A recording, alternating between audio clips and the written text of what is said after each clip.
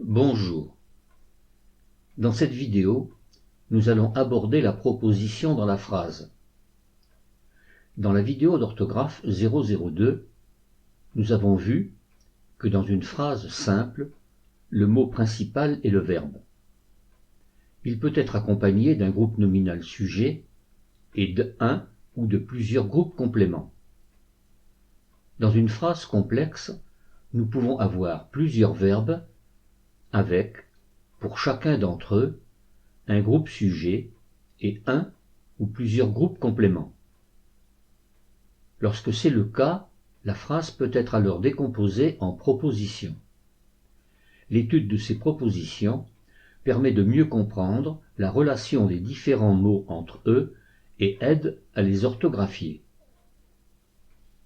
Aujourd'hui, nous allons examiner les différents types de propositions. Observons d'abord une phrase simple. L'architecte inspecte les chantiers. Décomposons la phrase en groupes de mots.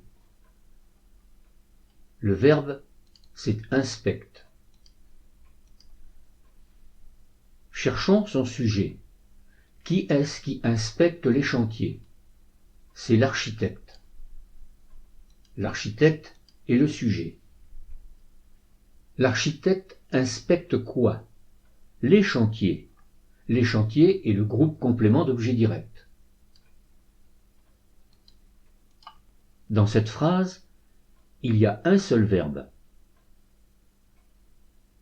Il y a donc une seule proposition.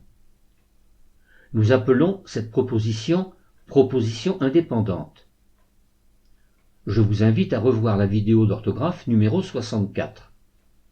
Dans cette vidéo, vous pourrez revoir la relation qu'entretiennent les différents mots de la phrase entre eux et les règles d'accord qui en découlent. Voici une autre phrase.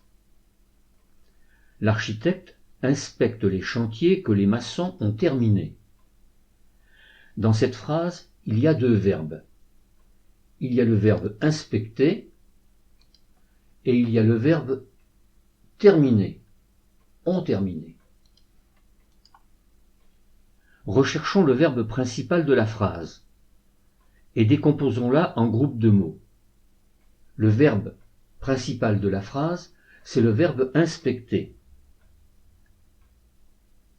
Quel est son sujet? Qui est-ce qui inspecte les chantiers que les maçons ont terminés? C'est l'architecte. L'architecte est le sujet. L'architecte inspecte quoi? Les chantiers que les maçons ont terminés.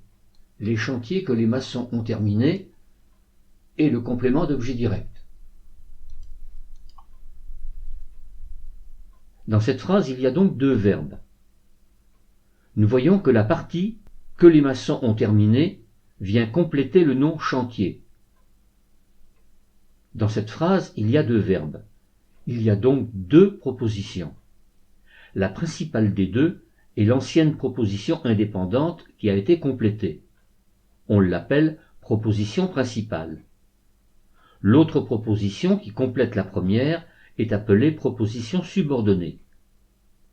Je vous invite à revoir la vidéo d'orthographe numéro 65. Dans cette vidéo, vous pourrez revoir la relation qu'entretiennent les différents mots de la phrase entre eux et les règles d'accord qui en découlent. Rappelons que les accords entre les mots se font dans la proposition dans laquelle ils se trouvent. Dans les prochaines vidéos, nous continuerons à étudier les différentes propositions subordonnées, le rôle qu'elles jouent dans la phrase et les règles d'accord orthographiques qui en découlent. Si ces vidéos vous sont utiles, n'hésitez pas à les faire connaître autour de vous. Incitez les personnes intéressées à s'abonner à ma chaîne et à cliquer sur la petite cloche située à droite du bouton abonner pour être avertis de la mise en ligne d'une nouvelle vidéo. Si la vidéo vous a plu, n'oubliez pas de cliquer sur le pouce en l'air pour indiquer votre intérêt. C'est pour moi le meilleur des encouragements.